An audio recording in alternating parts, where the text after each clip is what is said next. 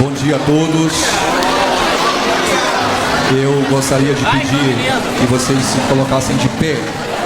Todos, o médico está aqui atrás, todos os nossos alunos. Nós vamos fazer uma leitura bíblica nesse momento, para uma rápida reflexão do que é Páscoa, até porque todo mundo sabe que Jesus vive e que a nossa verdadeira Páscoa é Cristo.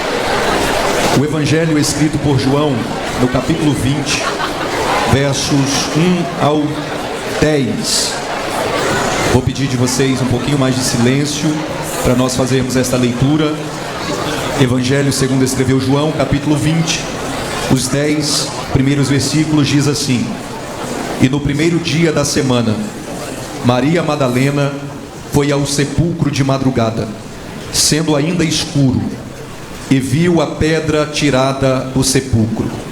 Correu, pois, e foi a Simão Pedro e ao outro discípulo a quem Jesus amava, e disse-lhes: Levaram o Senhor do sepulcro, e não sabemos onde o puseram. Então Pedro saiu com o outro discípulo e foram ao sepulcro. E os dois corriam juntos, mas o outro discípulo correu mais apressadamente do que Pedro e chegou primeiro ao sepulcro. E abaixando-se, viu no chão os lençóis, todavia não entrou. Chegou, pois, Simão Pedro e o seguia, e entrou no sepulcro e viu no chão os lençóis, e percebeu que o lenço que estava sobre a cabeça de Jesus não estava com os lençóis, mas dobrado num lugar à parte.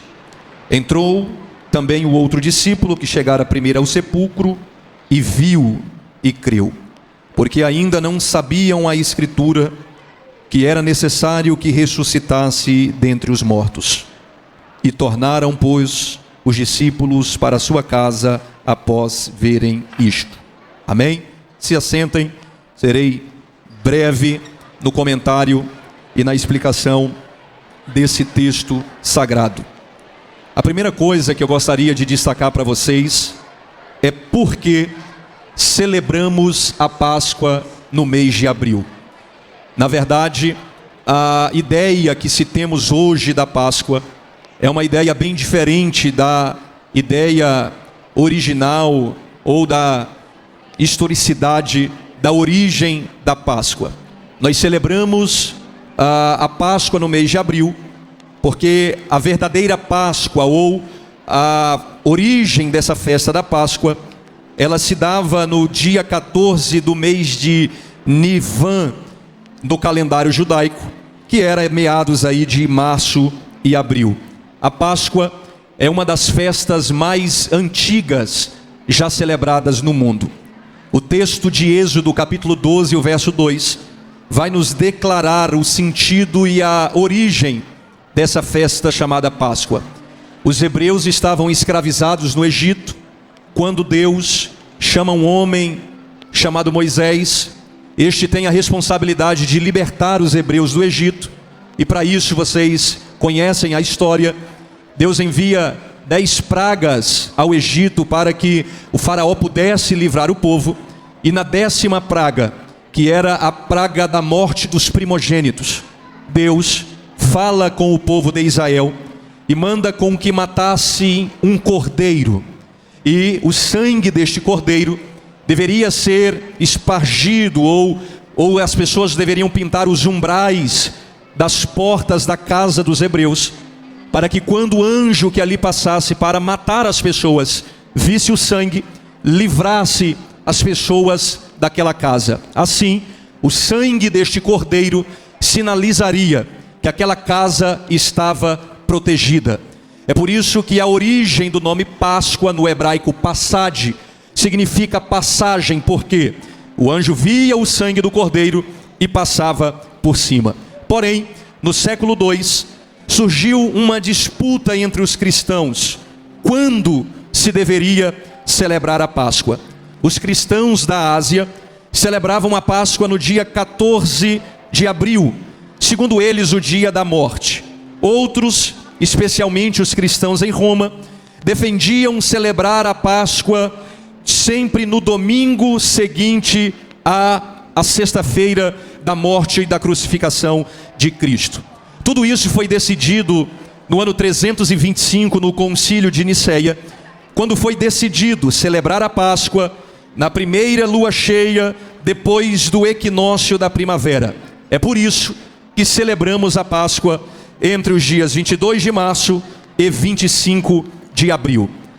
Agora, o verdadeiro significado e sentido da Páscoa, segundo a Bíblia, é o mesmo teor desta reflexão de Êxodo 12, porém, este sangue deste cordeiro que protegeu os hebreus lá no Egito, é uma representação da morte do Cordeiro de Deus que deveria ser imolado no Calvário. Jesus Cristo, ele é apresentado na Bíblia como o Cordeiro de Deus. O seu sangue derramado na cruz é o sangue que nos garante a proteção e o livramento contra o mal. É por isso que hoje nós não celebramos a Páscoa com chocolate.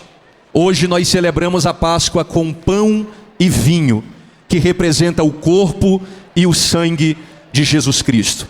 E já para nós encerrarmos, o capítulo 20 do Evangelho de João que a gente leu, é o ápice da história da humanidade. Porque o capítulo 20 de João tinha tudo, irmã Cláudia, para ser o fim, mas na verdade é o início de uma história que percorreu na cruz do Calvário. A ressurreição, ou a morte de Cristo e a ressurreição, é o único evento na história que conseguiu redefinir o tempo. É por isso que existe um antes de Cristo e um depois de Cristo, porque Jesus, ele não somente morreu, ele também ressuscitou. E é por isso que Jesus, ele é a nossa esperança. E duas evidências no texto que nós lemos corrobora para a afirmação de que Jesus ressuscitou. A primeira delas é que quando Maria Madalena, no domingo de manhã, vai no sepulcro, a Bíblia diz que a pedra daquele sepulcro estava removida. Das duas coisas que eu gostaria de destacar aqui, a primeira delas é exatamente esta: o anjo não remove a pedra para Jesus sair de dentro do túmulo. O anjo remove a pedra para que os discípulos pudessem entrar dentro daquele sepulcro e ver que Jesus não está mais ali, que Jesus ressuscitou. Então a pedra não foi removida para Jesus sair dali, até porque ele é Deus, ele ressuscitou. A Bíblia diz que ele tem o domínio nas suas mãos. A Bíblia diz que ele tem as estrelas nas palmas de suas mãos, ou na palma de suas mãos. Então, a pedra não foi removida para Jesus sair, a pedra foi removida para que os discípulos entrassem, vissem o túmulo vazio e corroborassem para a mensagem de Jesus, de que ele não está mais morto, ele já ressuscitou. E a segunda coisa, que a pedra foi removida, é para que os discípulos pudessem entrar e ver que o lenço que estava sobre a face de Jesus não estava embolado com os demais lençóis. A Bíblia é enfática em dizer que quando Pedro entra no sepulcro, porque a pedra estava removida, ele vê que o lenço que estava sobre a face de Jesus estava dobrado e colocado em um lugar à parte. Isso faz parte de uma cultura que os judeus viviam, a cultura do ama ou da ama e do seu senhor, que dizia o seguinte: quando os servos preparavam as mesas, os banquetes dos seus senhores, eles preparavam ali o banquete e deixavam um lenço. Por quê? Após aquele senhor se alimentar, ele limparia com aquele lenço os seus dedos, a sua boca e a sua barba. Se ele embolasse o lenço e deixasse em cima da mesa, aquele lenço embolado representava que ele já havia terminado a refeição e que os servos poderiam retirar a mesa. Porém, se aquele senhor que estava se alimentando pegasse o lenço, dobrasse ele e colocasse do lado do prato, era um sinal de que ele ainda não havia terminado e de que ele voltaria para concluir a sua refeição. A partir do momento em que o lenço estava dobrado, os servos não poderiam remover nada que estava sobre a mesa, porque a promessa é que o Senhor retornaria. O lenço que estava sobre a face de Jesus e estava dobrado ao lado do sepulcro, é uma mensagem clara para nós. Qual mensagem? Que aquilo que ele começou, ele ainda não terminou. É por isso que Paulo disse que aquele que começou a boa obra em nós é fiel para terminá-la. É por isso que nós somos seres humanos em uma constante evolução. Segundo, o lenço dobrado representa que a mesa ainda está posta, ou seja, há um banquete de Deus preparado para nós.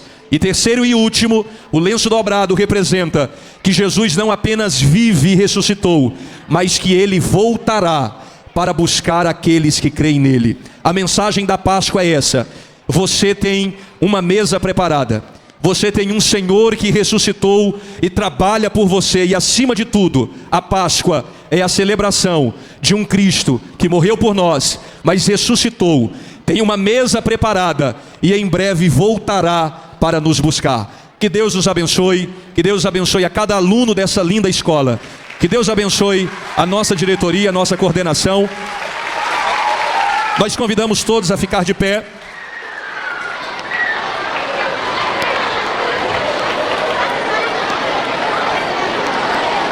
Nós vamos, nesse momento, fazer uma oração. E nessa oração você vai agradecer a Deus por você ter entendido o sentido da Páscoa. Eu amo chocolate, mas a Páscoa é muito mais do que chocolate, como as crianças cantaram aqui. Que o amor de Deus envolva o seu coração. Que este amor do Cristo ressuscitado possa preencher todo o vazio que há em nosso ser, porque Deus tem esse poder. Se você puder, feche os seus olhos, oremos ao Senhor. Grande Deus e Pai, eu tributo a Ti, Senhor, adoração ao Teu nome. Nós estamos, Senhor, com estas centenas e centenas de alunos que Te agradecem, ó Pai, por o Senhor ter morrido e ressuscitado. Acreditamos, ó Deus, que Tu és o Senhor da nossa vida. Te pedimos, Senhor, protege a nossa escola, protege a cada aluno, protege cada aluna.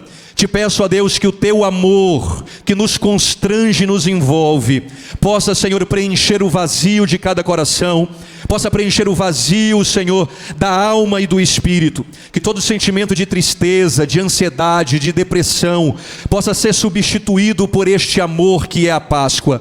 Que o Teu poder esteja sobre nós. Celebramos a Ti e Te agradecemos em nome de Jesus Cristo. E você que pode, diga amém. Obrigada, professor Rômulo, pela palavra. Agradecemos ao pastor Paulo, presidente da mantenedora, por conceder esse espaço do templo e a estrutura para que pudéssemos ter essas apresentações belíssimas. Obrigada, alunos, professores, pela dedicação. Ficou tudo muito lindo.